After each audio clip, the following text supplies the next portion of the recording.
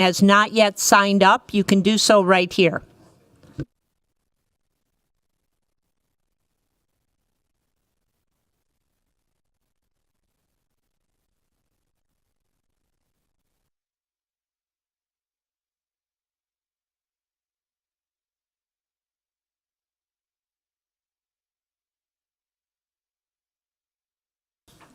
Or if you want to speak on any of the public hearing items.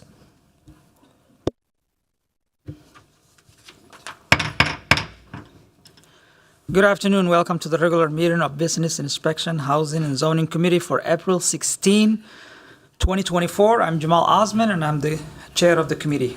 At this time, I'll ask the clerk to call the roll so we can verify a quorum. Councilmember Rainville. Present. Cashman. Present. Jenkins is absent. Chowdhury. Present. Vice Chair Ellison is absent. Chair Osman. Present. There are 4 members present. Let the record reflect we have a quorum. Today's agenda is before us. We have 11 items on the consent agenda. Consent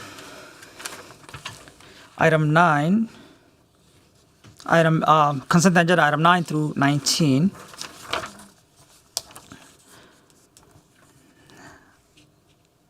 I will invite Director Enrique to provide some briefing on the content regarding item 12. Thank you very much for the opportunity, Chair Osmond. Enrique Velasquez, Director of Regulatory Services. For this specific item, staff are requesting an extension on the legislative directive. We've already done some data components with respect to items number 1 and 2 within the legislative directive, working with utility billing to obtain utility records and conducting focused analysis to begin the modeling and proactive inspections approach. And we're currently working in partnership with the City Attorney's Office to use data that they have gathered to be able to answer the second component. We just need some additional time to keep on progressing through the rest of the legislative directive. Thank you so much, Director. Is there any further discussion on the consent agenda? Are there any items anyone would like to pull for further discussion? See none, I will approve on the consent agenda. All those in favor say aye. Aye. And those opposed say nay. The ayes have it, and the motion carries. And now, next we have 8 public hearing. The first 2 are extended hours of operation license for 2 Burger King locations. So we will take this hearing together. We will first have presentation from staff, and then we'll open to the floor to public comment. I will invite Christina Stitcher from Business and Licensing to give us presentation. Thank you. Thank you, Chair Osman and committee members. I am Lead License Inspector Christina Steester from Licenses and Consumer Services. I'm presenting 2 applications from Tri-City Foods of Minnesota, LLC, doing business as Burger King number 12250 and Burger King 11284. 250 is located at 925 Washington Avenue Southeast in Ward 2, and 11284 is located at 1500 Stinson Parkway in Ward 1. They each currently have a restaurant license. The applicant is requesting an extended hours license. Burger King has been operating at each of these locations for approximately 25 years. Burger King plans to be open 24 hours a day. Both locations will close their dining room at 10 p.m. nightly, with the drive-through staying open. And then the dining room will reopen at 6 a.m. in the morning.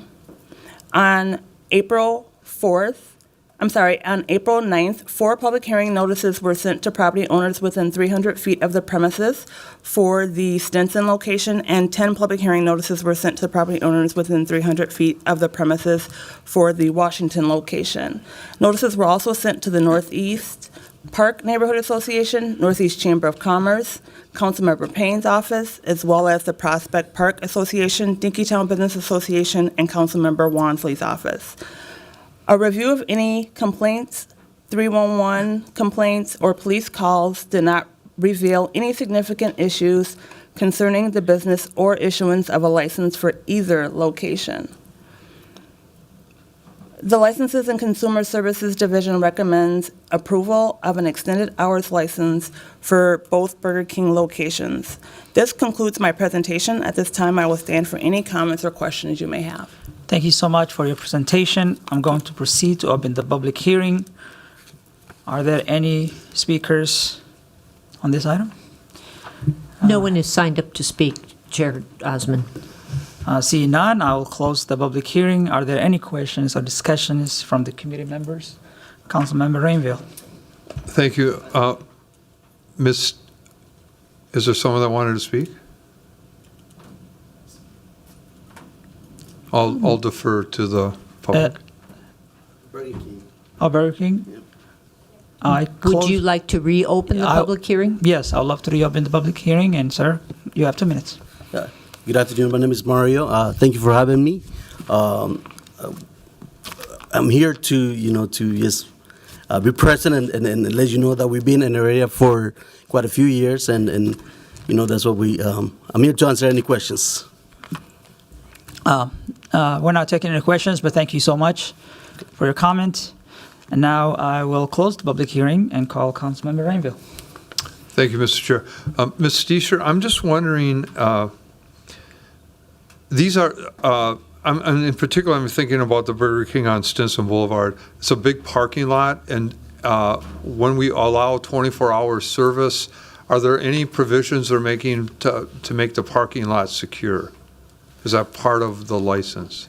Sure. There hasn't been anything in place at this point to close the parking lot off. You have to go into the parking lot in order to get to that drive-through, which will be the part that remains open. But in the review of the extended hours license, both locations had to go through a police safety review. So the police department in Second Precinct did look over their business plan and work with them to make sure things were thought about that could arise in the future. Perfect. Thank you very much. Thank you. With that, Chair, I'll move approval of item 1 and item 2.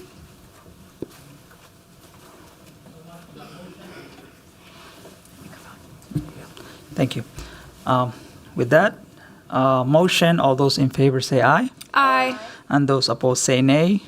The ayes have it and the motion carries. Now, our next item is public hearing for on-sale liquor with Sunday sales and limited entertainment license for the Lowry. I'll have Joseph Olson from the business license to give us a presentation. Welcome, sir. Thank you, Chair Osman and committee members. I'm Joseph Olson, License Inspector with Licenses and Consumer Services. Today I'm presenting an application from Blue Plate Restaurant Company, Incorporated, doing business as the Lowry, located at 2112 Hennepin Avenue in Ward 10. The Lowry has been open since 2011 and holds an on-sale liquor license with no live entertainment, 2 a.m. close time, and Sunday sales. The Lowry has requested a license upgrade to limited entertainment and will occasionally have a DJ for vinyl night. The restaurant features a bar, traditional dining area, and an exterior patio with total seating for 203 people.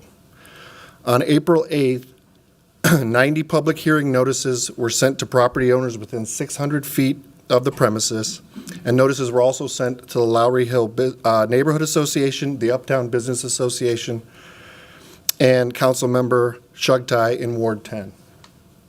We've received 3 comments from the community supporting this business.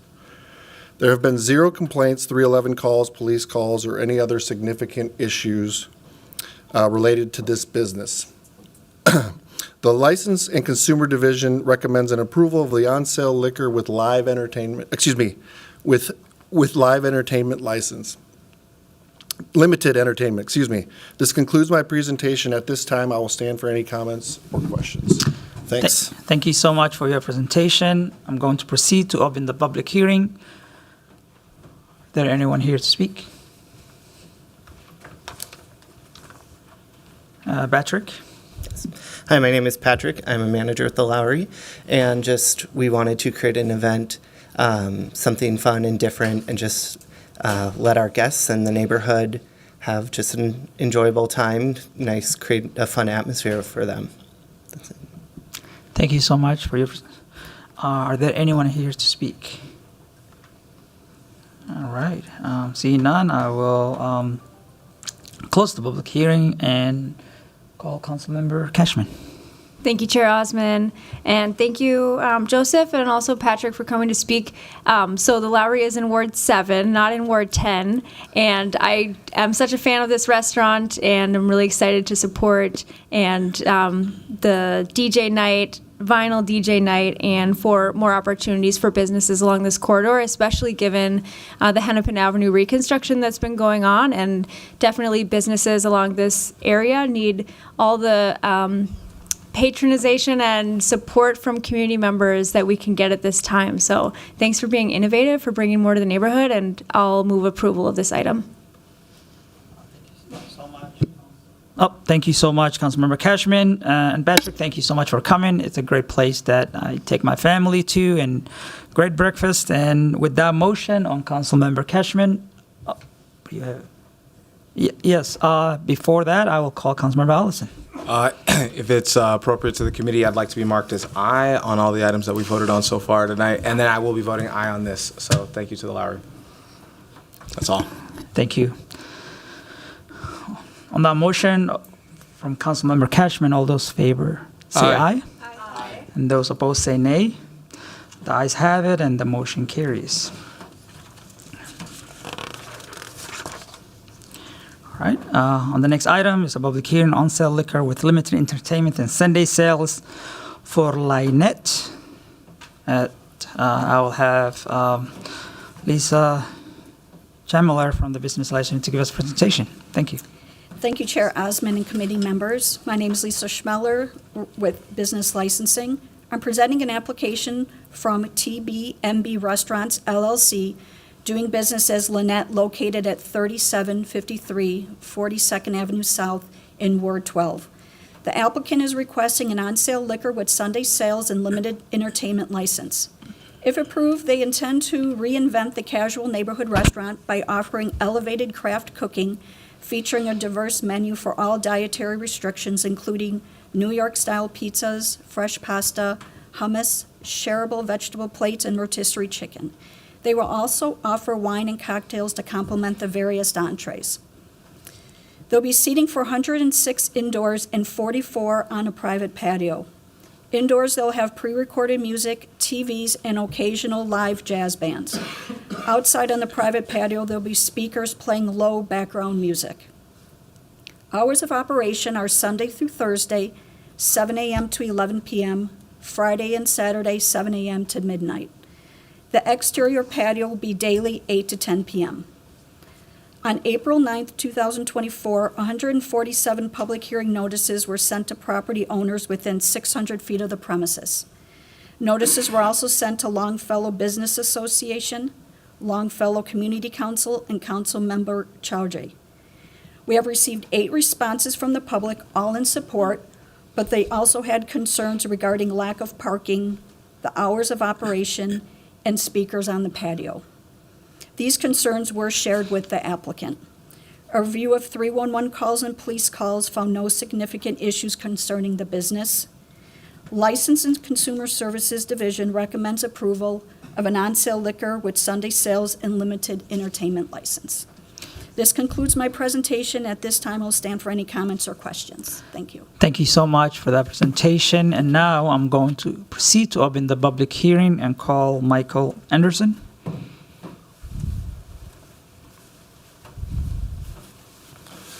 Hello, thank you for letting me speak with you today. I'm not opposed to the liquor license. I'm here to address the entertainment. And the previous owner had live music on the patio, which resulted in several 911 calls and a fine, which finally stopped the music.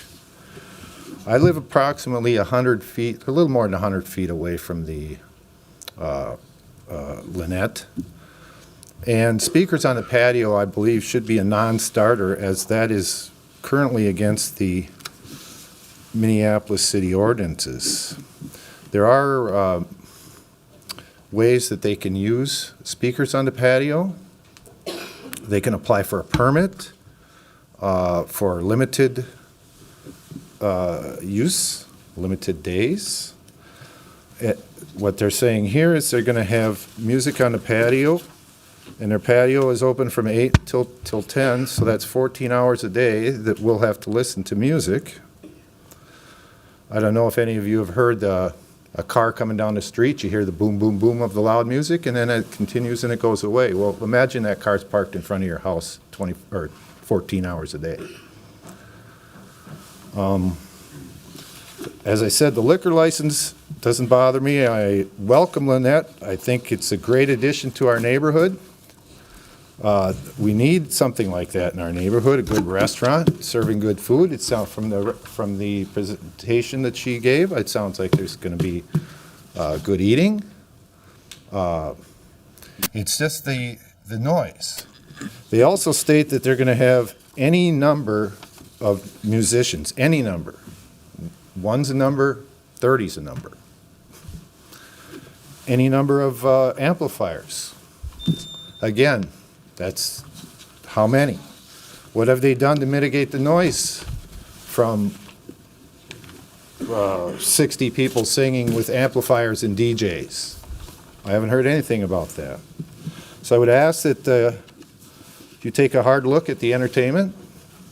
This is a residential neighborhood. It is not a nightclub. It shouldn't be a place for a nightclub. Thank you. Thank you, sir. Are there anyone else who would like to speak? Is the applicant here? Hi there.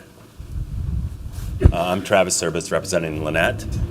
I just want to say we plan to be, stewards to the community, be great neighbors. We have hired a sound consultant. We've never had a sound complaint at any of our other restaurants. As far as live entertainment, if we do that, it's going to be for like a community engagement event. It'll be a small thing. Our patio is going to have sound insulation inside the building. So yeah, we just, definitely have plans and have thought about this and are planning on trying to never have a sound complaint. So that's all. All right, thank you so much. Can I address that? No, sir, you had your 2 minutes. All right. Seeing no one else, I'll close the public hearing and call Councilmember Allison. Thank you. Just got a few more questions for staff, if staff could come back up just to... I feel like I know the answer to most of these questions, but, to my understanding, this is coming with staff's recommendation, and so, to the previous comment about the speakers outdoors being illegal, can you clarify, kind of what the rules are about having speakers out on the patio are? So there's no live entertainment out on the patio. What they requested were speakers that are going to be playing low background music. They do have, like they stated, a sound barrier. They're going to have almost like not a retaining wall, but they're going to have it enclosed, I think up to 6 feet. So what they're going to do is have speakers directed down. There's going to be plants and chairs, and I think what they're doing is everything they can to reduce the sound. Once they open up, if there are concerns or complaints, that will be addressed. There is not going to be any musicians outdoors. There's no DJ outdoors. It's just background music for the patio. Right, and so this is in no way a violation of the law, of our ordinance or anything like that? Not that I'm aware of. Got it, cool. I just wanted to clarify that, and, usually when when I get those moments to enjoy the boom, boom, boom of the speakers of cars passing my house, it's because they're playing like, Meg Thee Stallion or like NBA Youngboy or something, and I'm assuming that that's not the type of thing you guys are going to be playing on the patio there. But the second question I had, and this might be a little bit more for the applicant. I know that, it's always a little annoying to talk about parking, but, is there a plan around parking? You mentioned that for the comments, there were a few people who had expressed support for the liquor license, but some concerns around parking, and I was wondering if the applicant sort of had any plan to mitigate that. Just was curious about that.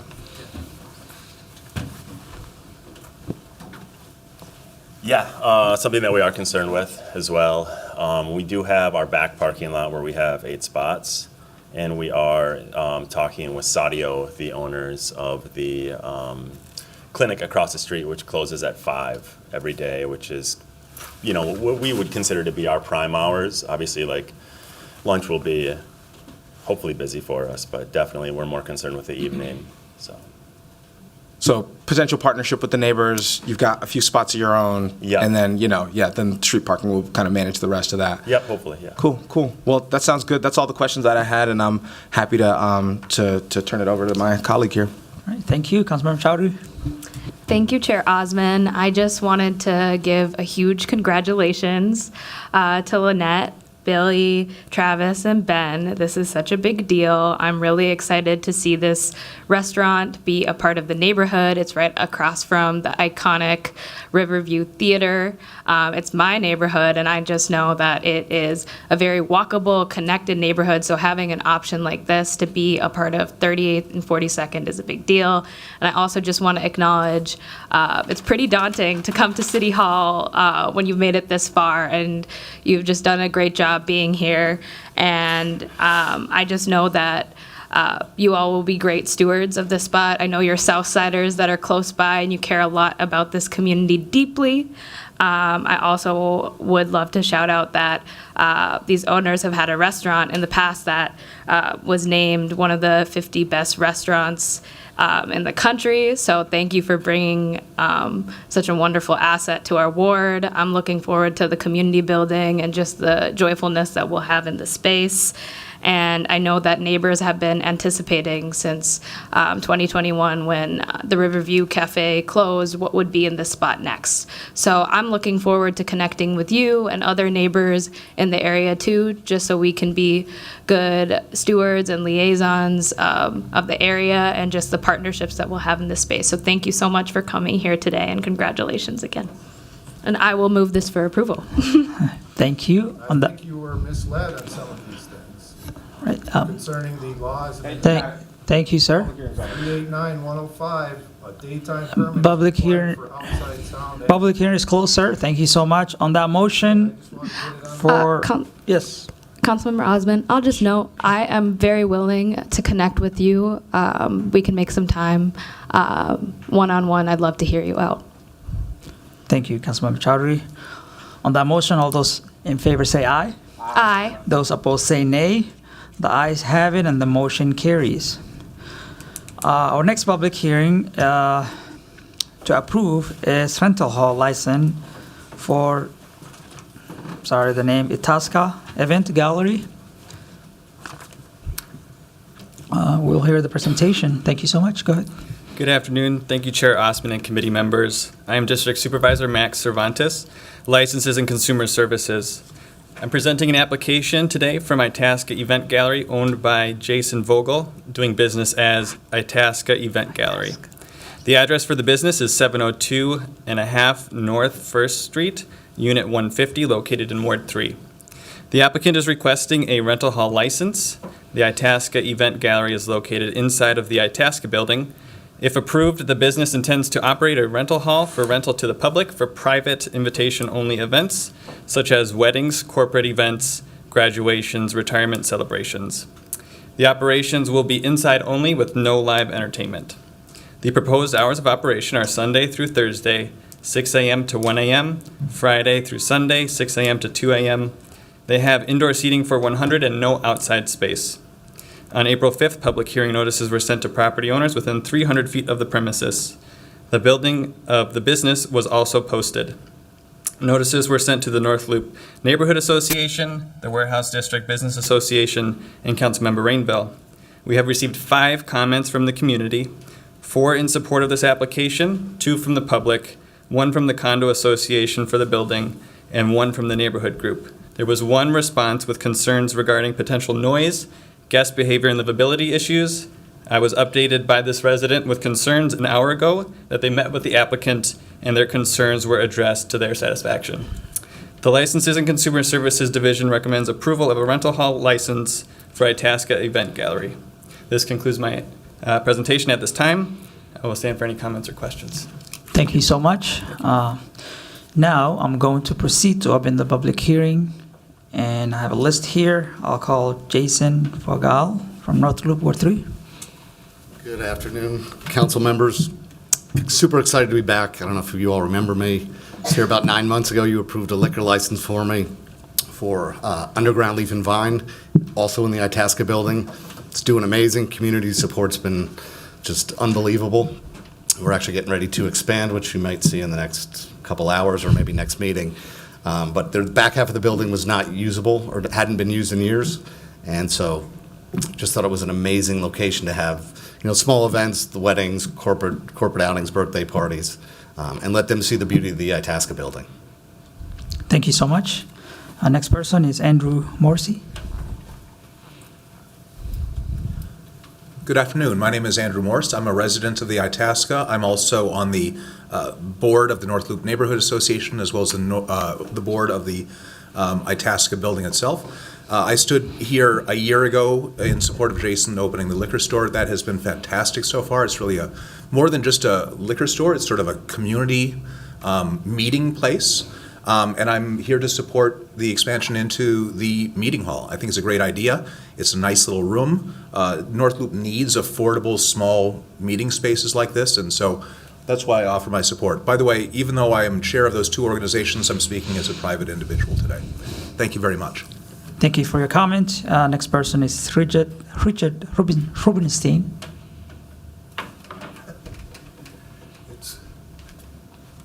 Richard Rubenstein. Rubinstein. Apologize. I am a resident of the Itasca. I was here, or whatever committee approved Jason's liquor license to open that store. I spoke in his favor 9 months ago because I thought it was helpful to have more good retail with energy and vitality. That's exactly what he brought in. So then he was not a proven quantity. Now he is. So it's even more of a reason to be in favor of this. As everyone knows, there is a ton of retail and office space just sitting around the center part of Minneapolis doing nothing. All of the space that Jason has was just rotting away doing nothing. You could shoot a cannon through it. All this is bringing new growth that we need. Therefore, I'm in favor. Thank you. Thank you so much for your comments. Seeing no one else, I will close the public hearing and call Councilmember Rainville. Thank you, Mr. Chair. Thank you for coming down today, Jason, and I wished you the best of luck 9 months ago. I want to double down on that. You're doing a great job, no complaints. I do appreciate you speaking to the residents who did have concerns. So that says a lot about who you are as a person. And thank you for investing more money into the Third Ward and the city of Minneapolis. So I will be making a motion to approve item number 5, please. Thank you so much. On that motion, all those in favor say aye. Aye. Those opposed say nay. The ayes have it, and the motion carries. All right, our next item is public hearing to approve permanent expansion of premises license for Dashfire at 1620. I'll ask Abu Bakr Muhammad from Business License to give us a presentation. Abkar, sorry. Thank you, Chair Osman and committee members. I am Licensed Inspector Akbar Mohammed, Licensing and Consumer Services. I'm presenting an application from Dashfire LLC, doing business as Dashfire, located at 1620 Central Avenue, Northeast Minneapolis, Ward 1. Current license is a distillery license with Sunday sales, no live entertainment. The applicant is requesting a permanent expansion of the premises license to expand to a new private patio. Dashfire intends to offer high-end neighborhood-friendly cocktail patio with ambient music, which will mimic the high-quality space that the indoor cocktail room is known for. They have been operating at this location since August of 2022. The proposed hours of operation for the exterior are Tuesday through Saturday, 8 a.m. to 8 p.m., and Sunday, 8 a.m. to 2 p.m. They have outdoor seating for 65 patrons on their private patio. On April 8th, public hearing notices were sent to property owners within 600 feet of the premises. Notices were also sent to the Holland Neighborhood Improvement Association, the Logan Park Business Association, and Councilmember Elliott Payne. There were no comments from the community regarding this business. A review of complaints, 311 calls, police calls, and operating conditions, any other significant issues concerning this business or issuance of this license. The License and Consumer Services Division recommends approval of a permanent expansion of the premises license. This concludes my presentation. At this time, I will stand for comments or questions. Thank you. Thank you so much, Mr. Mohammed, for that presentation. Now I will open the public hearing. To proceed to open the public hearing on call, Lee Albert. Hi, thanks, City Council Chairman Osman and Akbar. I just want to say thank you. You've been a lot of help on this last round. I honestly really appreciate it. This is a very helpful go-round on us. Last time we opened 2 years ago. I don't know if anybody's been to the cocktail room, but Dashfire, we're right behind Tattersall. We actually subleased from Tattersall. And with Tattersall leaving, I think this is a cool, we've been a cool cocktail room from day one. Our cocktail prices are a little slightly lower than Tattersall's, that kind of thing. So we're pretty rad. We have really high end, we've been around for over 10 years as a business. Dashfire has as a bitters business. And we're really known for craft spirits and all of that. So our cocktail room will, of course, be very high end. The patio will mimic that, and yeah, we're excited to get started with the warm weather here and get going. So, thank you. Thank you so much. Is anyone else here to speak? Seeing none, I will close the public hearing and call Councilmember Ellison. Thank you, Chair Osman. Thank you for being here. Thank you for bringing, your energy also to this, and for thanking staff. I know our staff do a lot of hard work, and so I appreciate that we've got, I'm sure all of our applicants appreciate the work the staff do, but you named it, and so I want to appreciate you for that. Happy to move approval of this, and good luck as we head into the warmer months here. Thank you, Councilmember Ellison. On that motion, all those in favor say aye. Those opposed say nay. The ayes have it, and the motion carries. Now we are on our next item. Is a public hearing to authorize a land sale of vacated right-of-way, approximately 2315th Avenue South. I will ask Tiffany Glasper from CBED to give us a presentation. Chair Osman, committee members, thank you. My name is Tiffany Glasper. I'm a senior project coordinator in residential finance at CPED. I'm before you today with a land sale recommendation concerning a vacated public right-of-way. There's a map in your packet depicting the exact location. We're recommending sale to Minnesota Indian Women's Resource Center to facilitate their planned major renovation project at their facility at 2300 15th Avenue South. As part of their project, Minnesota Indian Women's Resource Center sought title review of the development property and was informed of a title issue related to the vacated right-of-way. Minnesota Indian Women's Resource Center has asked the city to sell this parcel to them so they can complete their project. You'll note that staff is recommending a write-down of the sales price to $1, and the rationale is in your report. I'll try to summarize and keep it brief. In 1961, 6 years before I was born, the city vacated a portion of East 23rd between 14th Avenue South and 15th Avenue South. By law, ownership of the north half of that vacated street reverted to the abutting property owner, which at the time was the Minneapolis Housing and Redevelopment Authority, a predecessor to the Minneapolis Community Development Agency.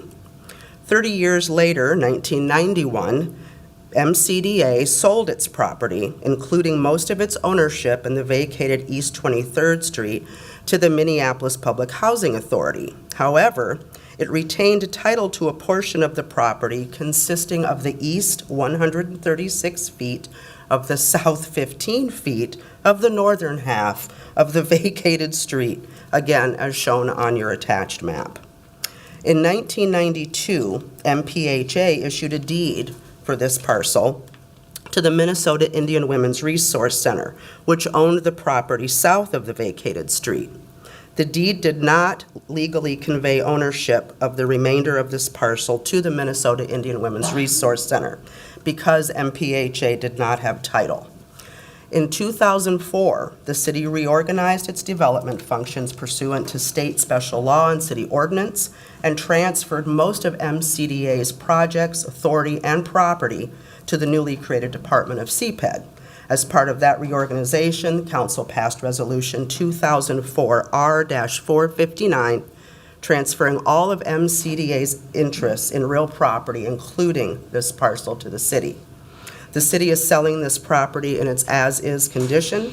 We're recommending sale of this property to the Minnesota Indian Women's Resource Center for $1, with a reservation for utility easements as required by Public Works. Happy to stand for questions. There is a representative from Minnesota Indian Women's Resource Center here as well if there are questions. Thank you so much for that presentation. I'm going to proceed to open the public hearing and see if there's anyone else who would like to comment. See none, I'll close the public hearing, and I will like to thank CPED for really finding a vacated site for good use. We have many vacated sites who create problems, but this is really good organization who are located in Ward 6 who has done phenomenal job in the history of this area. So appreciate the staff for working on this, and I will move this item for approval. And all those in favor say aye. Aye. And those opposed say nay. The ayes have it, and the motion carries. All right. Our last public hearing. Our final item is public hearing is to authorize a revenue bond issuance for Northrup King residential project. I'll have Jamie Radel from CPED to give us a presentation. Thank you, Chair Osmond and the rest of the committee. I'm Jamie Radel, a Senior Project Coordinator with CPED's Residential Finance Team. Before you today is a resolution to issue up to $31 million in housing revenue bonds for the Northrup King residential project, which is located at 1460 to 1464 Van Buren in the Logan Park Avenue of Ward 1. This project is an adaptive reuse of 3 buildings of the 13-building Northrup King campus. The 3 buildings will be transformed into 84 units of affordable housing and just over 8,000 square feet of art-related commercial space. This project was before the Business Inspections Housing and Zoning Committee and City Council last year at this time, seeking the same approval, and the bonds were approved for this project at that time. With that approval, the project was positioned to close in late spring, early summer of 2023 in order to take advantage of the state historic tax credit program that was set to expire. At the end of the 2023 legislative session, the state legislature passed 2 items that are supportive of the implementation of this project, but have slowed down the overall development timeline. This includes the extension of the state historic tax credit program and the award of $1.72 million in grant funds to the project. ArtSpace has all the final approvals in place to be able to use the historic tax credits in a more feasible timeline. However, they are continuing to work with DEED and the Office of MMB on negotiating terms of the grant award and hope to come to resolution in the next few weeks. City bond policies and IRS rules require that bonds be issued within 1 year of approval. The project will not be in position to close by May 15th, which is the 1-year mark for this approval. As such, staff is recommending reapproval of up to $31 million in housing revenue bonds in support of this development of affordable housing. Before I conclude my comments, I just want to acknowledge that ArtSpace representatives are here today to answer any questions you may have. And with that, I'm open to any questions. Thank you so much for that presentation. I'm going to proceed to open the public hearing and ask if there's anyone who would like to make a comment. Seeing none, I'll close the public hearing and call Councilmember Ellison. Thank you, Chair Osman, and thank you to city staff for the explanation and the presentation here today. And obviously, it's really important for us to continue our commitment to affordable housing, and so we're happy to have good partners in the community who are building that housing. So with that, I'm happy to move approval of this, and yes, that's the motion. Thank you. Councilmember Rainville. Thank you, Mr. Chair. Mr. Hamburg, thank you for coming down today, and please pass on to everybody at ArtSpace how delighted I am to vote for this. You have made such a positive impact on Northeast, whether it's the Grainbelt Brewery, the Ritz Theater, and now, of course, Northrup King. And to echo Councilmember Ellison's comments about housing, it is so badly needed, and you do such a wonderful job all over the country with your housing projects. So to see you in that audience is a source of comfort for me, and please pass on my thanks to your entire organization. I'll be voting yes. All right. On the motion of Councilmember Ellison, all those in favor say aye. Aye. Those opposed say nay. The ayes have it, and the motion carries. Now, our next item is authorizing a program changes to the Perpetuality Affordable Housing Program. I will ask Ryan Nestigan from SEBA to give us a presentation. Thank you, Chair Osman and committee members.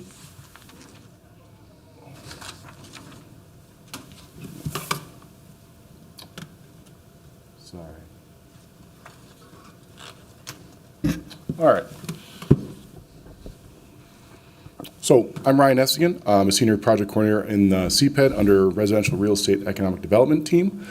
I manage homebuyer access programs primarily and the Perpetually Affordable Housing Program under the city.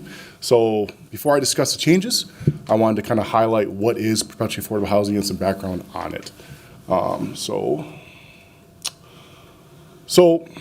first of all, Perpetually Affordable Housing is under the Minneapolis Homes program umbrella, and Minneapolis Homes is an umbrella term with 3 tiers of support models, which are access homebuyer support, create affordable homeownership units, and sustain and preserving homeownership.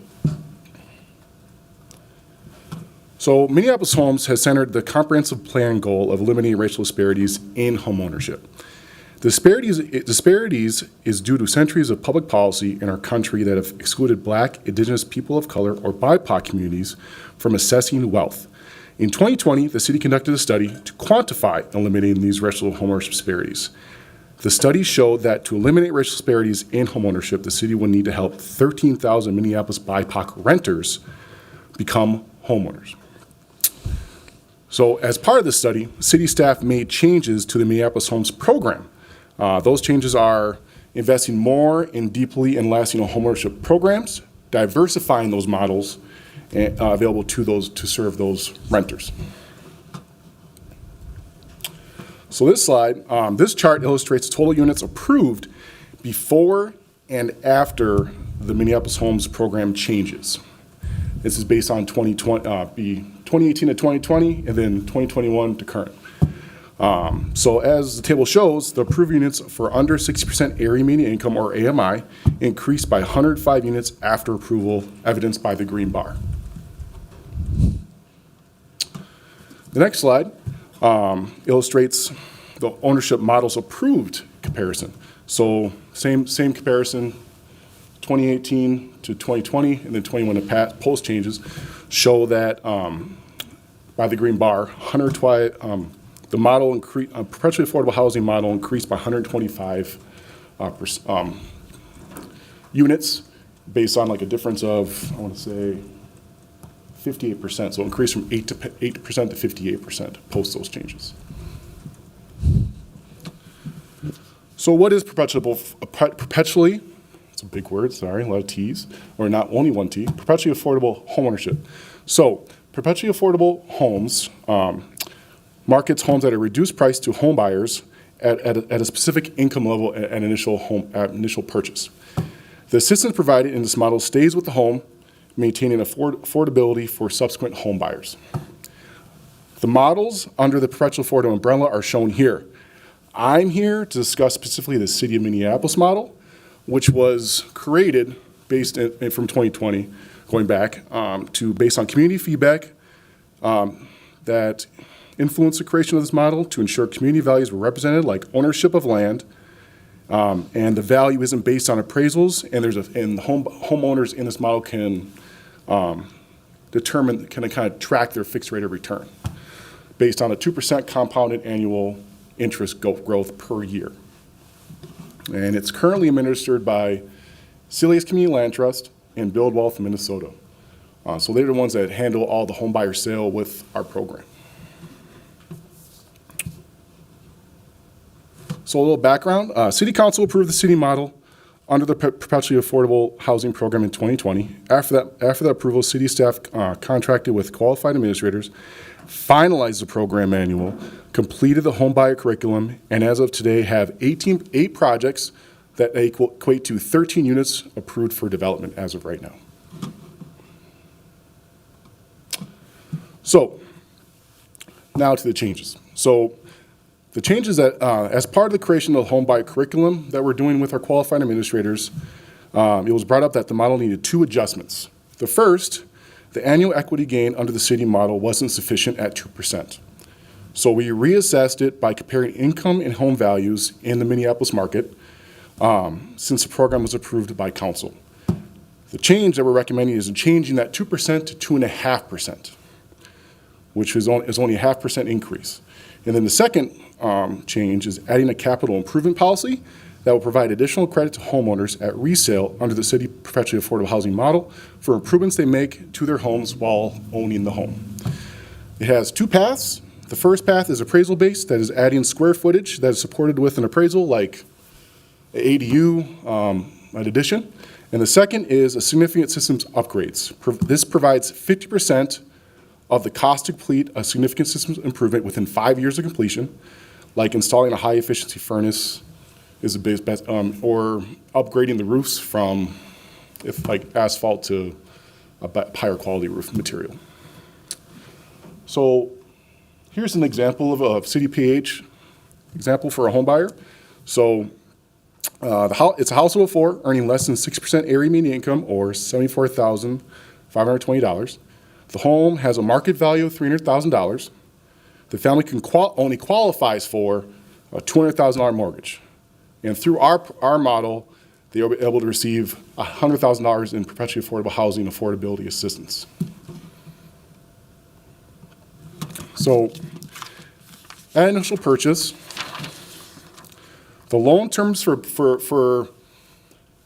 a conventional loan and the city model are the same, a 30-year fixed mortgage at 7% interest rate. Conventional transaction the conventional loan requires PMI, and the initial price is the same for both buyers. The big difference is the amount of assistance that the home buyer will receive. On a conventional model, which they won't be able to qualify for, they only get $10,000 in down payment assistance. In our model, they receive $100,000 in assistance, which equates to a lesser purchase price and loan, which at the back end of it, their mortgage payment will be less, and they'll save in a difference to conventional of $720 on a monthly basis.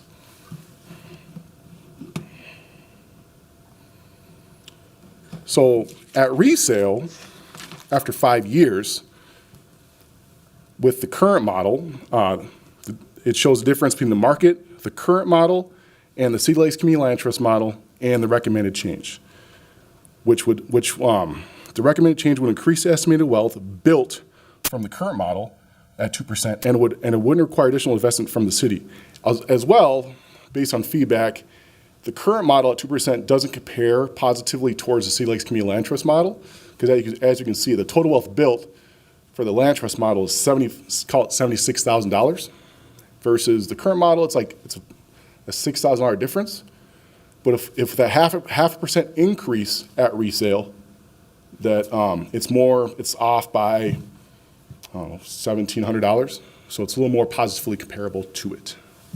So these program changes were released for public comment in February 16th with no feedback. That closed on April 1st. And I believe I met with Councilmember Chandri about these changes already. So I'm here for questions and comment. All right, thank you so much. Thank you. Are there any questions from the committee members? I see none. Thank you so much for your presentation. I will move approval for this item. All those in favor say aye. Aye. Those opposed say nay. The ayes have it, and the motion carries. All right, we're going on schedule. We have a final discussion item. Is receiving an update on TNC Transportation Network Company vehicle operating and expensive analysis. I'll invite Andrew Hawkins from the City Auditor to give us presentation. Thank you so much, Andrew. Absolutely. Happy to be here. My name is Andrew Hawkins from the City Auditor's Policy and Research Division. We're glad we were finally able to get in front of council to share some updates on some of the work, the background work that we've been doing as it relates to TNC compensation rate and models. Just to start with a quick introduction, it's always worth kind of sharing, since we are a newer group, what policy and research, what our purpose is, and why we're here. We are an independent, nonpartisan entity. We exist to provide, again, updated information, reports, briefings, materials, things of that nature to council upon request. Kind of one of our underlying goals is to ensure that we're able to inform, the council decision making as much as we are able, in whatever manner is deemed helpful by the council or individual council members. Just to go through a little bit of the background, there's actually 2 slides on this. So this is everything that had happened in 2023, and then jumping into 2024. The reason that this is highlighted is just to kind of ensure that we're setting a clear expectation of how we got here, and it also I believe it helps to highlight the points at which different entities became involved in the process. This includes both policy and research, as well as any other city departments. Just so that we know where those groups are plugging in. Obviously, February 6th was the first time that Policy and Research came before you to present our initial analysis, which was the benchmarking of the 3 different rate models. Since then, in addition to that report, again, in the assistance of providing expanded scope of information to Council, we have provided Report Addendum 1, which was a briefing that was shared with Council. Everything's linked in this report. It's on our website. It's on LIMS. So I think there should be a variety of ways, hopefully, that people can access those. And then obviously we did the most, I believe we've had a couple other just emails and letters that have been uploaded into the system that are available. And then that brings us to addendum number 2, which is what you have before you today. So I say all that just to highlight that one of the things that we're trying to strive for is transparency. So everything that we do is intended to be public. We want to make everything available either through LIMS. If it can't be through LIMS, it'll be through our website. Anything that we share with council is absolutely intended to be shared outwards and made available to anybody that's interested.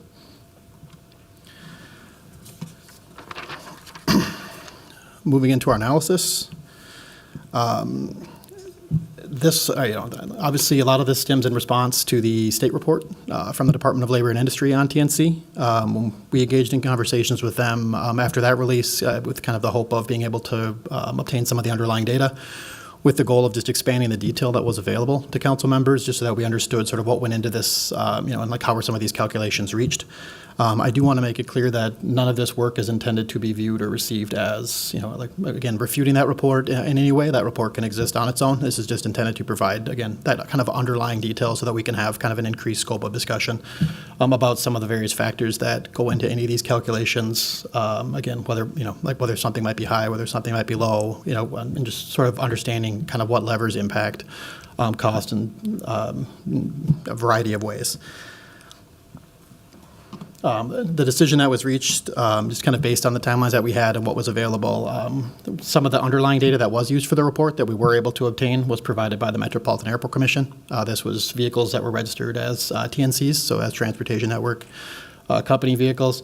So we had reached out to MAC. We were able to obtain that data. And then, again, what you'll see in this report is a breakdown of kind of what we did with that data in terms of figuring out kind of like some other different, some various methods of cost modeling.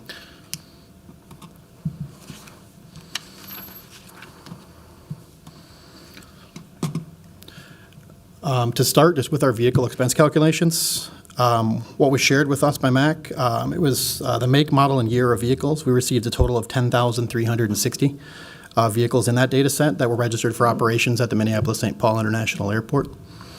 MSRP and miles per gallon data was one of the initial things that we gathered, just so that we had a clear picture of what the miles per gallon and the MSRP were for all of these vehicles, because that was going to essentially serve as the base for two of the cost factors that we wanted to ensure we accounted for.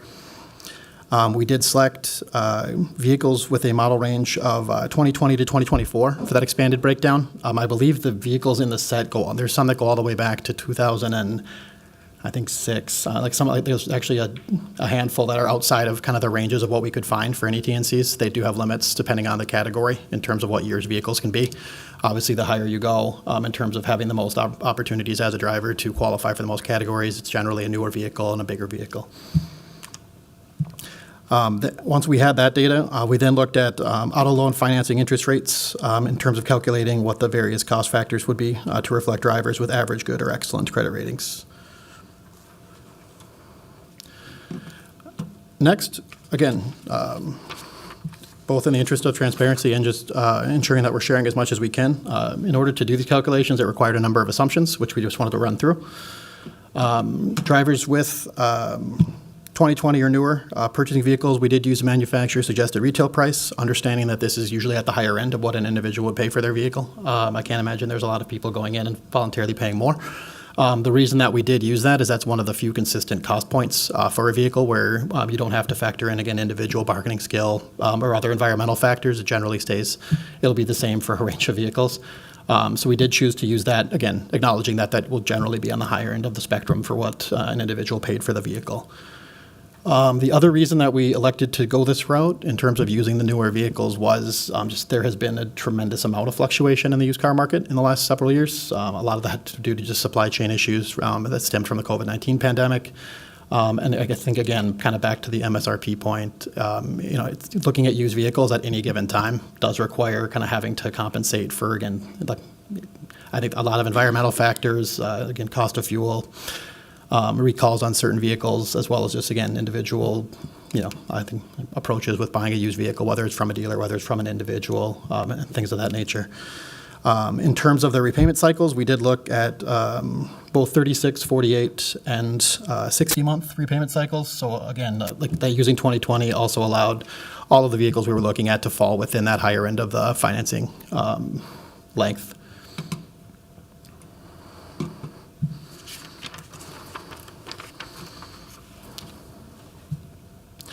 A couple of additional assumptions. Again, I touched on the lengths already, but that drivers purchase their cars with loan terms of 36, 48, and 60.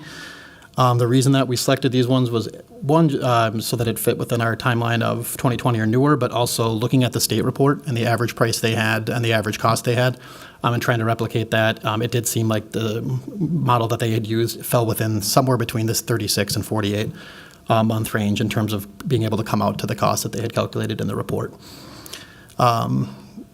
And then additionally, financing calculations assume 3 credit scores. Just to provide a little additional detail, average credit's defined as 600 to 659, good is 660 to 719, and excellent is 720 to 850. The U.S. average, according to Experian, is currently 715. The Minnesota average is actually quite a bit higher at 742. If you want to account for age of 77 plus have the highest at 760. The lowest, it would be Gen Z with 679. And then if you look at it by income, lower income, the average is 658 nationally, moderate 692, medium 735, and high is 774.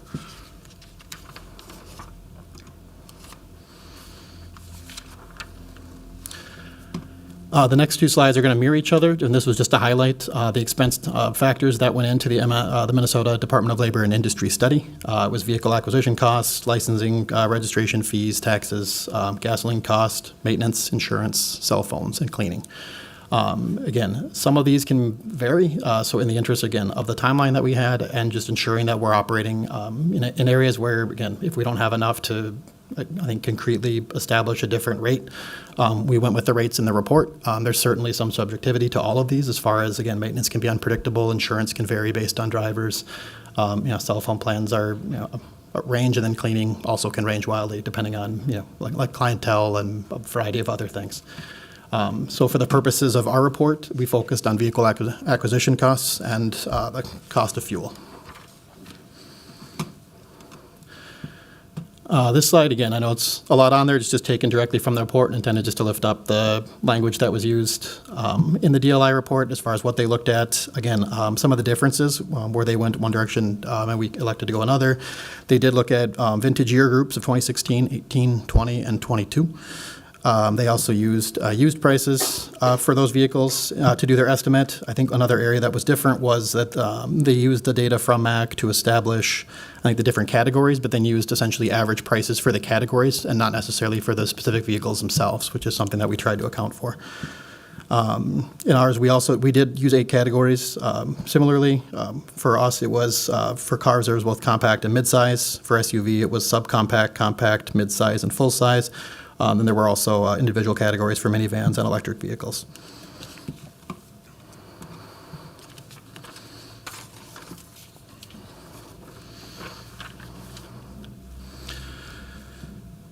One of the other areas outside of vehicle expense that did vary in our report was fuel cost. Through the U.S. Bureau of Labor Statistics, we were able to determine that from July to December of 2023, the Minneapolis-St. Paul Bloomington area had an average cost, the average gasoline cost of $3.83. This was 40 higher than what the state report indicated. While that does seem like a lot, in terms of where it comes out in the overall calculations, it amounts to a couple $100s a year. So even though it seems very significant as far as just when you're looking at it on its face, it doesn't significantly impact where we land at the back. I believe it was a couple cents in terms of compensation per mile.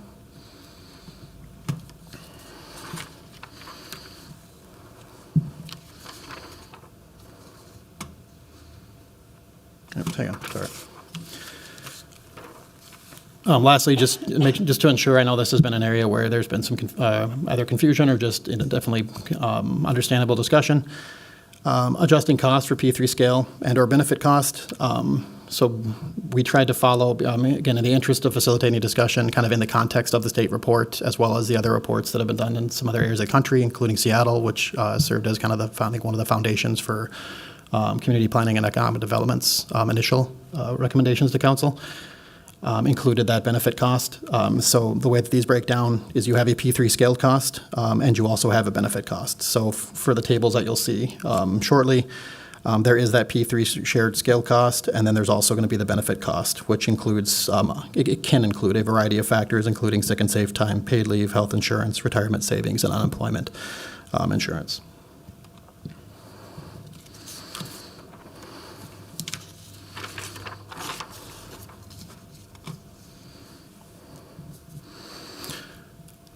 Again, just before we get to the tables, to recap, everything you're going to see, the tables are broken out by average credit rating, and each one of them covers a 36-month, 48-month, and 60-month repayment period.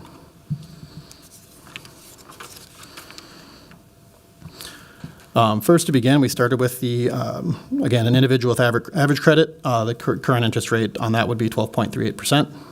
Calculated across 36, 48, and 60-month ranges. What you see highlighted is going to be where it varies from what came out of the state report. We also do include the information from the state report in the left column, just as a basis for comparison. Again, you'll see that gasoline cost across the board is going to be the same because we're not assuming any different in miles per year depending on the length of the lease or the length of the loan. But what you do see is, again, that shorter term loan will come in, again, I think just north of where the council had landed, whereas the lower end of that 60-month financing is much closer to where the state was. This is going to represent the highest end of the cost outcomes for this from the 3 that we looked at. Moving into good credit. Again, you'll see the range from 36 across to 60. One thing I will note, like this, again, I believe at the top end, this is just shy of where council was, and on the low end, the 60-month, this is going to come in just shy of where the state was. It's about a 3-cent decrease across the board for each category from the average credit rating scores. And our third category is going to be excellent credit. One thing to note with this, I mean, on top of being obviously the lower end of the scores, there was less of a jump between good and excellent credit when compared to average versus good. So as you move in that direction, I think we see a decrease of about 1 cent for each category as opposed to 3 when we went from average to good.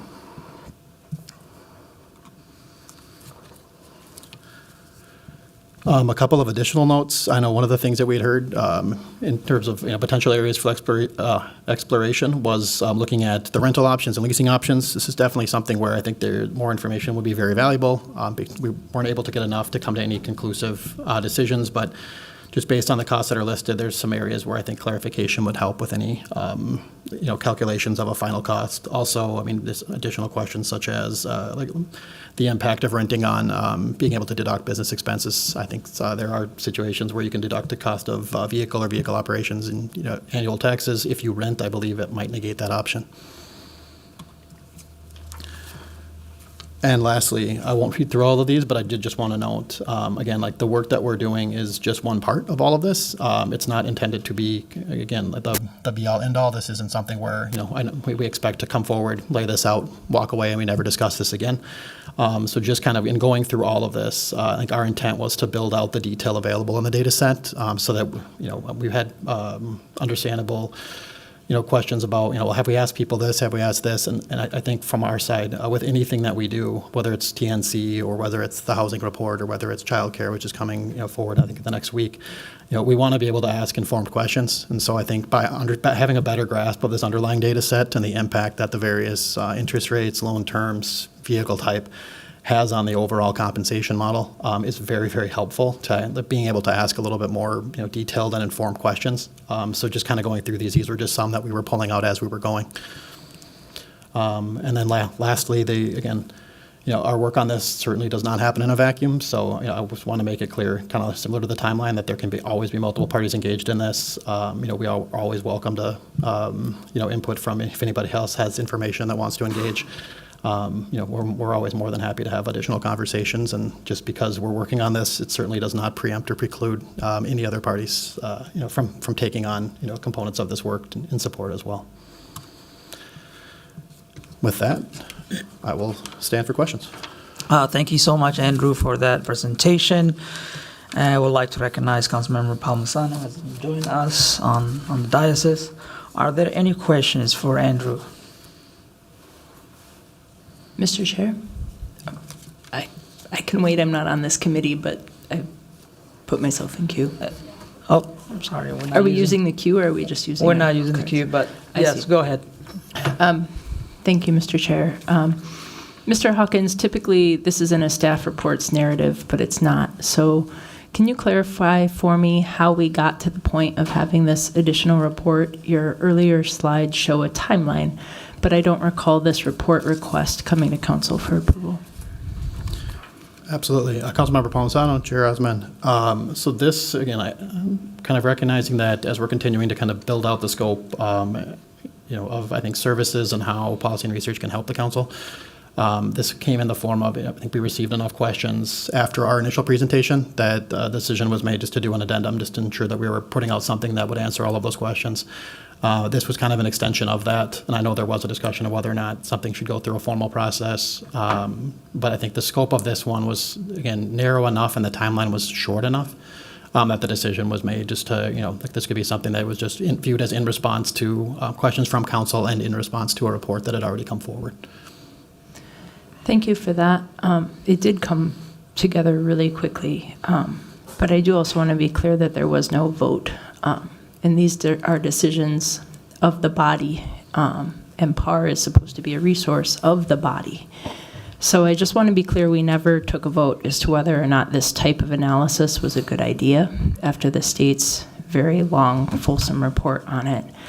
The other piece, and this might have been covered in some of the technical details or in some of the addendum pieces, is that the report assumes a base of 121 per mile to start instead of the range that the state gave. And I'm just curious why the decision was made to start with 121 per mile and then move up from there in your report.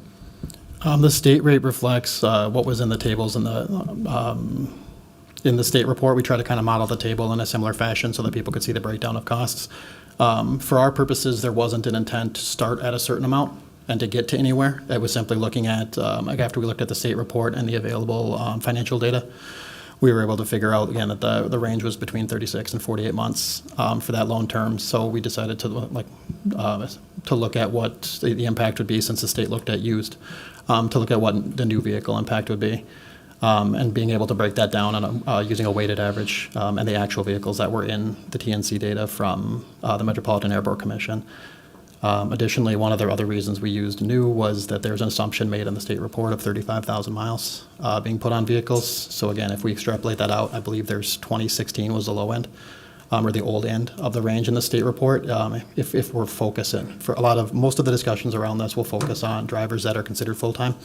If a driver's full-time at 35,000 miles, 35,000 miles, going back to 2016, I believe that puts them somewhere like around 315 or 310,000 miles on the vehicle. So I'm trying to figure out at which point like a vehicle would be old enough and have enough issues that they would have to upgrade was also something that went into this calculation.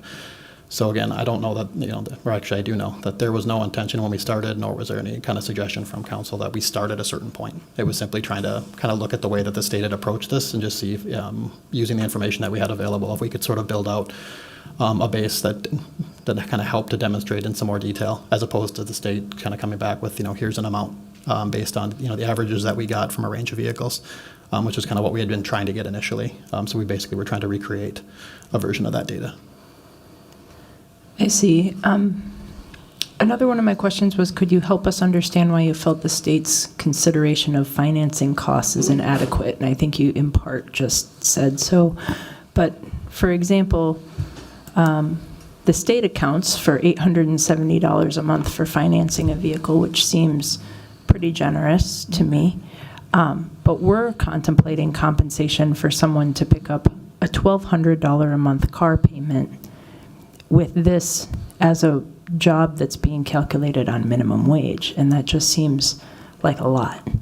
I understand that you're only trying to expound on the state report, but I'm not sure I've heard that there's research or data suggesting that including benefits like paid leave and health insurance and retirement savings and unemployment insurance is standard when we consider independent contractors for work. That's certainly not been my experience. I don't know any independent contractors who are provided with all of those benefits. I'm not saying everybody doesn't deserve a job with those benefits. They do. But I have been troubled all along with the inclusion of these things, while at the same time hearing from drivers about their motivations to do this as a job, because what we are not reflecting here is the benefit of choosing when to work, how many hours to work, what type of vehicle to drive, and et cetera. So, thank you. Absolutely. And just one clarifying point for Councilmember Palmisano. We did the benefit rates. That's the reason, too, we wanted to ensure that we did split those up. So we have the base rate, and then we also include the benefit rate, just like they did in the state report. And again, the reason for that was not wanting to editorialize. Since the state took both of those approaches, we just wanted to mirror that. I think that was also, again, I think I noted it earlier, that was also the way that the calculation was done. And the individuals that the state contracted with were also the ones that did the Seattle study. And I think they had kind of followed a similar approach. So that was one of the reports that I know was sort of the premise for this initial conversation before our involvement as well. So we just wanted to ensure that we were providing all of the same information, but also noting that there are those different rates, just so that people can use that for their own discussions. Wonderful. Thank you so much. I would like to recognize Council Vice President has joined us on the committee. Now I'll call Councilmember Cashman. Thank you, Chair Osman. Thanks, Director Hawkins. So in the top of the addendum, you said that the DLI explained to you that, so the Department of Labor and Industry explained to you that they were not allowed to share any of the underlying data that was used to compile their report. So I'm wondering if you know anything about the nature of their data sharing agreement with the state and Uber and Lyft that allowed the Department of Labor and Industry to obtain the data that they used. I don't. In those discussions, again, like having worked with the Data Practices Act a fair amount, I could kind of tried to frame up, a variety of, mechanisms where, what if we take this out? What if we take this out? And it didn't seem like there was really any, I think, leeway for what was able to be shared. So again, if any of that ever changes or has changed, we're open right now to get whatever we can. But no, I don't know the details of whatever agreement is in place. Okay, and then this is, I don't know if you'll have the answer to this, or if maybe business licensing, but are there other industries in Minneapolis that we, as a condition of their license, require collecting this type of data? Is this something that we do in Minneapolis for other industries as a condition of business licensing? I would definitely want to defer on that one and not speak on behalf of any other groups.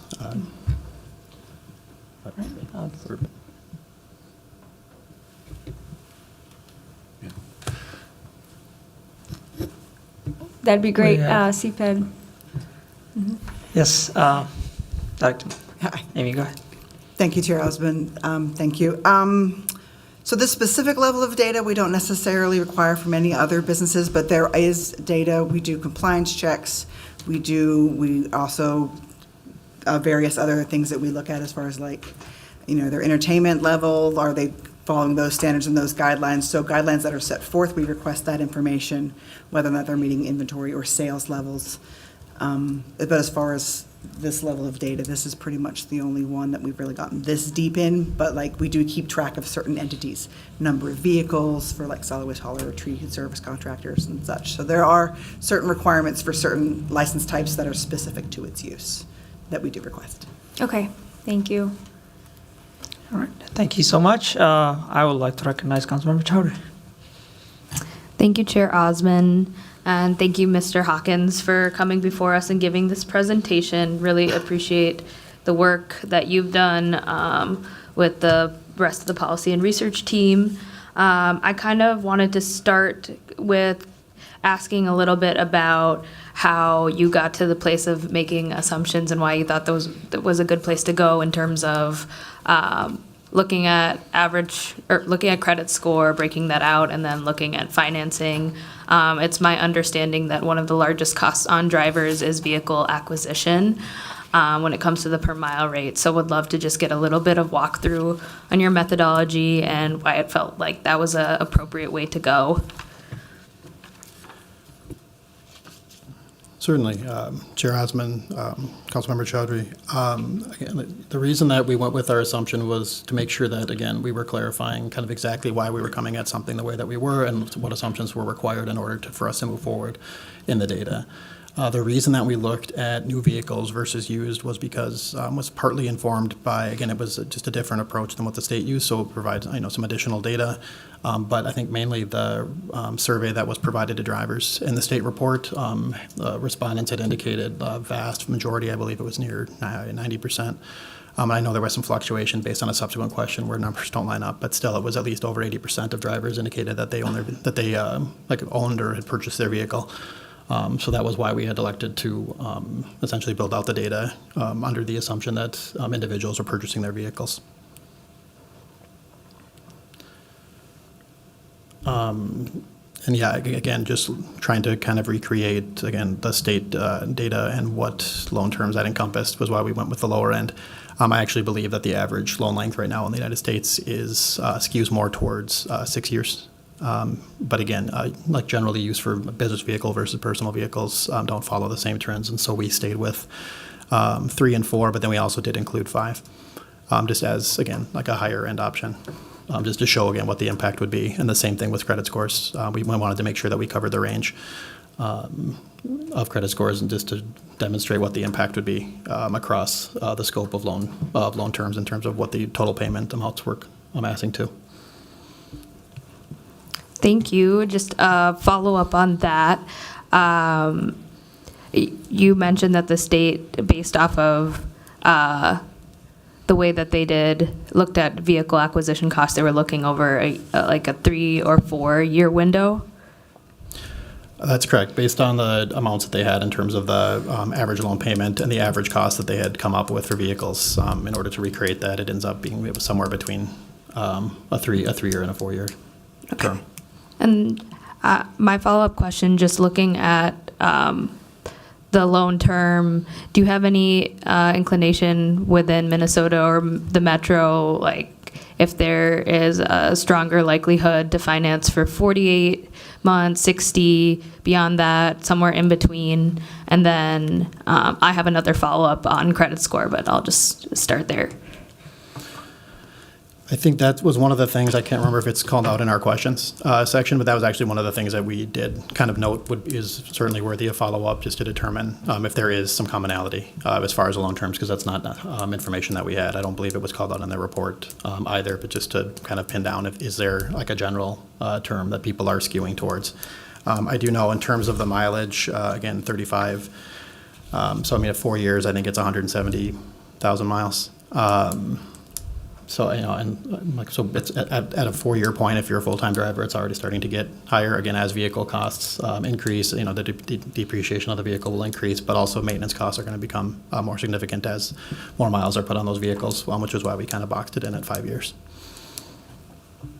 Thank you. I think the thing, looking at the policy and research analysis with financing that I found interesting, and the provisions within, I believe, LIFT, is that after 150,000 miles on a vehicle, you can no longer use that vehicle to drive. And that indicates to me that there would be a cost of a driver repurchasing. And I just wanted to note, I just heard you say that after 4 years, we're looking at 177,000 on a vehicle, and kind of wanted to just ask, like, how do we get to 177,000 miles? I just did them at 140. 140. Just did it in my head. So 35,000 miles was the assumption made by the state for the miles that are put on a vehicle. So 35 in year 1, 70 in year 2, 105 in year 3, and then I probably just did the math right. Yeah, then 140 in year 4. So there we go. Okay. But yeah, and then again, with some of the vehicles on the higher end, or in terms of the higher end as far as model year in the state report, I mean, going back to 2016, if you're, I think the assumption was made that, because there's also the state report accounts for how it can be applied to drivers that are part-time. So there might be some part-time drivers who can have a 2016 vehicle where they're not putting a significant amount of miles on it, and they're still able to continue using that vehicle. Whereas if we look at it, the other end of the spectrum, where this is a full-time employment and you're putting a significant amount of miles on your vehicle, again, like that's the 35 will accrue fairly rapidly, and then they are going to start bumping up against some of those limitations that they have, both in terms of model year and mileage that are there for both, again, I think just the newness of the vehicle as well as the reliability. Thank you. On credit score, based off of the DLI study, it was indicated to us that our full-time drivers in the state of Minnesota are lower income on public assistance, and the majority of them are at or below the poverty line. And so I'm really interested in kind of getting an understanding for, with the average credit score, what is the credit score and what is the credit score for a lower income person? Councilmember Chowdhury, I would need to go and get the actual definition for how they categorize lower, moderate, medium, and high. I believe this came from Experian as well. But the bounds of the credit scores that we had looked at in terms of the lower income category, it was 658, which is 1 point below the top end of average. Average credit runs from 600 to 659. And then looking in terms of ages, 706 was the average credit score, 679 was the average credit score for Gen Z. So again, between some combination of the two, understanding that there's fluctuations both above and below, we felt that, again, I think most people are probably represented somewhere between kind of the average and the lower end of the good rating. Well, obviously, I mean, certainly accounting for outliers where there's going to be drivers that are excellent, there's going to be drivers that are, somewhere on the lower end of average or below. I just have one more question. Thank you for my committee members for bearing with me.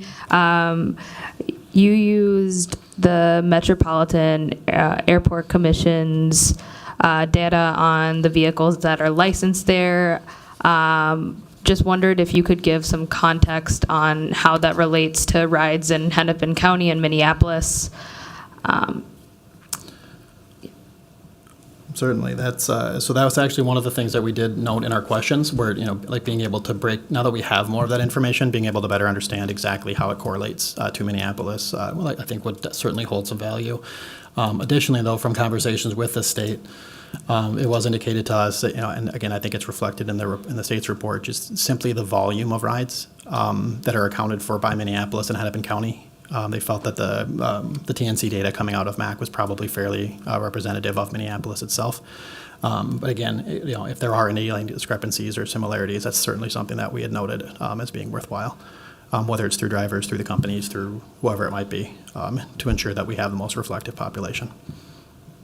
Thank you. I appreciate it. Thank you for taking your time through this. One of the things that I, as a council member, was asked, and all of us were asked, was to make considerations of the DLI study, and I felt that this was a great way to consider the work that was done there, and I've appreciated how there's been so much continuity between DLI into this analysis. I think it just supports its credibility and also offers that there are details worth looking into in figuring out the best rate for our city and drivers that work out of our city. So just thank you for taking the time, and thank you for answering my questions. Thank you. Council Vice President Chuktai. Thank you, Mr. Chair and committee members, for welcoming us to your committee to join in this very important discussion.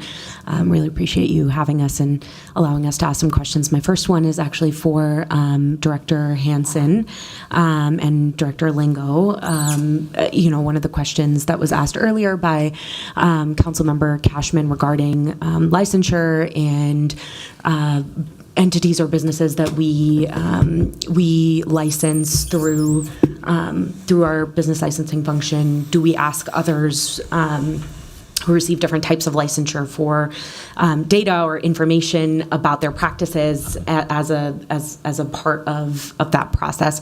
Wondering if we can note for administrative follow-up, and Director Hansen, if you might be able to follow up with us with perhaps some examples of other places where we ask for that type of information.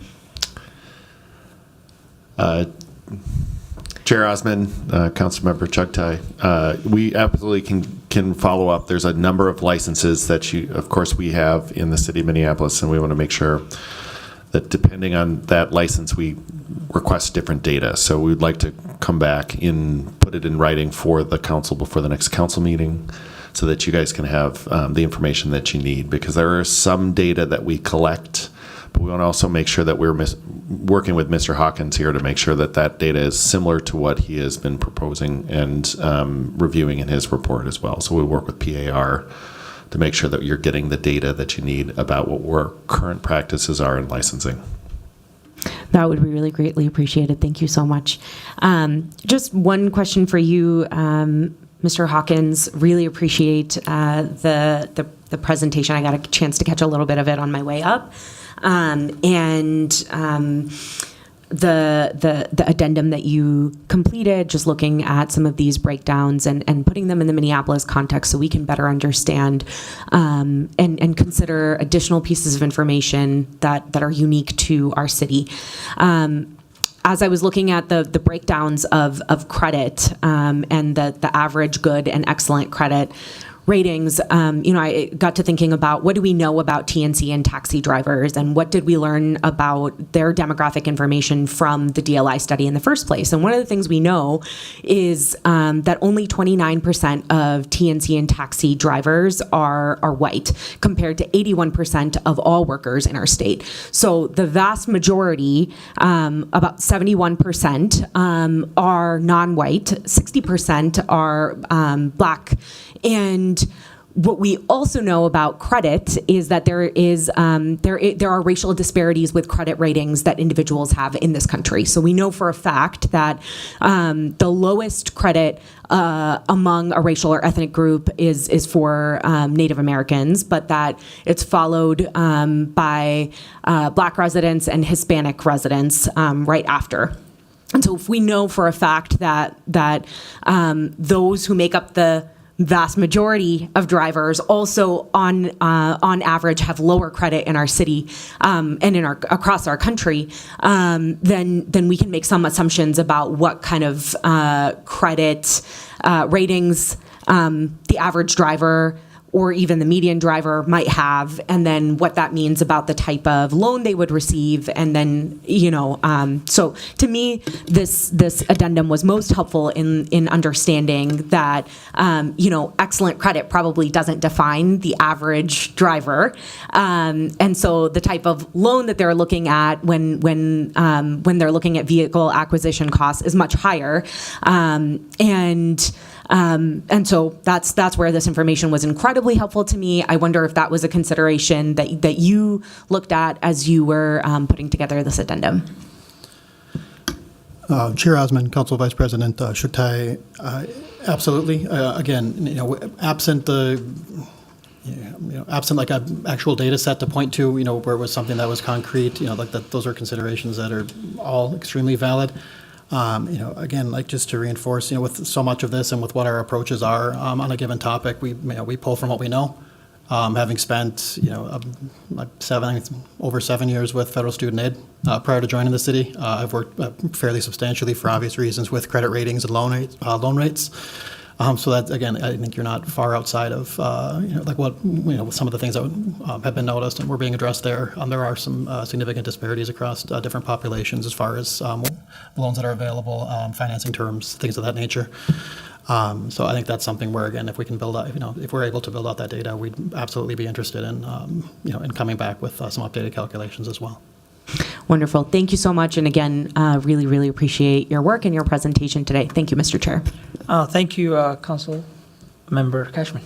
Thank you, Chair Osmond and Director Hawkins. We've spent some time talking about the vehicle acquisition expenses, and I'm wondering if we could talk a little bit about the fuel expenses and the differentiation. So how estimating gas expenses for drivers in the Minneapolis area versus how that was calculated in the DLI report, and what are the differences there?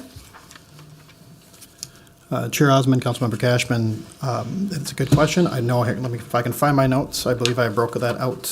So as I had stated, the difference in fuel cost, which everything becomes dated, cost of fuel ebbs and flows. We could certainly, plug this in a number of fashions if it's different today. But what we had calculated was specific to Minneapolis, St. Paul, and Bloomington from July to December of 2023. We also looked at the DLI study, again, came back at 343 was the average they had used. They also had a miles per gallon of 31.5. Using the weighted average for us, the weighted average we used was 28.2. So again, it was slightly less efficient and slightly higher expense. So I think you can see that reflected across all of the tables. If you go from the DLI rate to across the board, like I said, fuel cost won't vary across the different financing categories, and it also won't vary across the credit ratings. It'll always be the consistent calculation. So just that one specific one that we did, I believe, it comes in at $900, just over $900 difference a year. So again, if efficiency goes up, that goes down. If fuel costs go down, that goes down. Fuel costs go up, that goes up. So I think that the purpose of doing that was simply to show the impact that average fuel costs and miles per gallon will have. Thank you so much. I think I'm catching the difference in the cost, but I'm wondering about the difference in the calculation methodology from the DLI versus your methodology, or which data you pulled. For the fuel miles per gallon. So again, from the state report, and again, I can't remember verbatim, but I thought they used the average miles per gallon. I think they tried to figure out kind of what an average for each category was. I don't know that it was specific to the vehicles that were included in the MAC data. We used a weighted average for everything. So I think the primary categories that we saw, which is probably fairly reflective of Minnesota, we saw a lot of compact and mid-size SUVs. In terms of making up the largest components of vehicles that are registered at MSP. So obviously with those, their weighted average is going to weigh in more heavily across the board when compared to some of the maybe more fuel efficient subcompact cars that we see. So I think that was one area where it was intended to be reflective more specifically to the vehicles that we actually had to work with as the underlying data set versus just on average. Okay. But again, if any of that's incorrect, I'm more than happy to, that's one of our follow-ups with the state, just to make sure that we're not misrepresenting their calculation methods. Okay, but you use the same date range for cost of fuel throughout the state? This is like July to December of 2023. Use that same range. Yep, I can't remember the exact parameters for theirs. We just found an updated one, and it reflected higher. It was actually fairly corresponding to the state as a whole. Like fuel usually runs a little bit more expensive in the metro, and again, I don't want to speculate, but I assume just due to demand capacity, and things of that nature. But that was what we had found. I'm also happy to follow up on that one too, just to make sure that we're accounting for everything. Thank you. Yeah. All right, I have a question, Andrew, for you.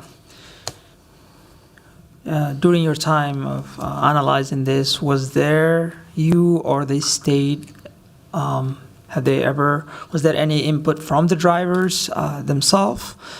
Have they been interviewed? Have they been look into what they make and what they see on the other side of the app as a drivers? Did the state considering of that data, or have you had any communication with the drivers? Or is there any data coming from the drivers other than what we see from the state? For our analysis, no, not specifically. The state had spoken with drivers. We actually did rely on the results of the survey that was included at the end of the state report to influence some of our decisions in terms of calculating used vehicle purchase versus new vehicle purchase. But again, as I noted previously in our report, I think one of our goals with this was just to have kind of that underlying, to be able to expand that underlying data set so that we know what we're doing, what are we looking at. I think going into this and just having some estimates from the state report, it wasn't clear if this, how do we get to that amount, because we had a lot of very big vehicles skewing something from very small ones, or there's so many small vehicles. And so I think the more that we could get into that data and break some of this out, I think the easier it makes it. To ask some, very specific questions to drivers, as opposed to just going out, just saying, tell me whatever you think is relevant. I think we're trying to kind of follow our approach that we've used in other areas where, we do an initial analysis before we start engaging in the more detailed conversations, so that we can at least have, as informed a discussion as possible. So I know we did note a couple of the questions that we would have for the drivers groups at the end of the presentation itself. Okay. I asked that question because I want everyone to know that drivers, the data that we are analyzing and gathering, that it's coming from the state through the Uber and Lyft, the TNC, and drivers were not considered. I have personally seen shocking numbers from the drivers app, and those are very important to consider. And yes, so that is the point I wanted to make. And also just one last point I would like to make is that money drivers from this profession, it's not a gig, it's a profession, is that there were majority of them that are people that used to work for taxis and used to make enough living wages, and now they're still up to and doing that. And as I have a conversation with them, it's necessity, it's work, it's what they know. And leasing a vehicle through a companies here, you could be working and you might make $1,200 for the entire month, and then you give away the whole entire thing because your car is renting. So it's just that's also a risk and things to consider with. Thank you so much. I want to make that comment. And also, I think Councilmember Palmisano, do you have a question? Yes, I have a couple more. Yes. Thank you. This kind of piggybacks on some of the questions being asked up here. From my recollection, a third of the drivers from the state report don't have a car payment at all, or they just didn't give the state that information. And I believe the other number that they gave is that it's around $550 a month is their car payment. Is that accurate?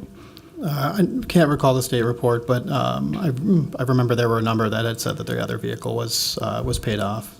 But no, as far, I can certainly go check it, unless you looked at it. I'm not asking because I know the answer at all. I'm completely curious about it. But I think that this report, your report or addendum, presumes that after the loan term is complete, that the car has absolutely $0 worth of value. And that would be pretty unique in Minneapolis if that were true. My family drives a used car. Many people choose used cars. But did you assume that all drivers buy brand new cars at MSRP prices? As we noted previously, MSRP was used just so that that's one of the very few consistent data points we have. Right. And which also acknowledging like that will always be the high end. But these things significantly impact acquisition costs, and so are you always assuming a new car? For our purposes, we assume that all of these were purchased when they were new. So we went back through 2020, 21, 22, 23, and 24 and obtained the MSRP for each of those cars if they had been purchased in that model year when they were new. And so that brings me to something that one of my other colleagues mentioned earlier of 150,000 miles. That's part of our ordinance. That's not Uber and Lyft saying that you can't drive a car. That's part of our city ordinance. So I just think that that's something we could change if we want things to be more affordable and accessible. Cars last a long time. I'm also a little bit troubled that independent contractors who are essentially like small business owners are able to deduct their vehicle expenses on their federal income tax returns. So it reduces their gross income from TNC driving, right? And I've mentioned it before because it feels like a cost that wasn't being considered in the state report. I asked the state commissioner about that, but is that part being considered in your vehicle acquisition cost calculations, or might it be appropriate to add to your open questions section at the end? Because it's truly something that nobody is considering. But if you're assuming 35,000 miles being driven for work, that amounts to 20-some, you're better at this on the spot in the microphone math than I am, but it's $24,000 a year it's not a tax credit, it's an income credit. And that's significant. So could we add that to the questions, the open-ended questions at the end of this presentation? Chair Osmond, Councilmember Palmisano, certainly, I think that's something we did note. It's not if it's not in the questions, it was definitely in relation to the rental, because I think that might have been one of the dividing things with rental versus actually purchasing a vehicle. Is if you rent something for business purposes, you might not be entitled to any of the same tax credits. So I think expanding that to encompass everything is certainly a reasonable consideration. As far as why it wasn't factored into ours, as I stated earlier, just in the interest of not expanding this scope to be wildly outside of something new and more just in the confines of what the state report looked at and what previous, I think that primarily the Seattle report had looked at. We worked under those parameters. So again, if it wasn't encompassed or accounted for there, we didn't expand it to account for any of that in ours either. Got it. Thanks. Yep.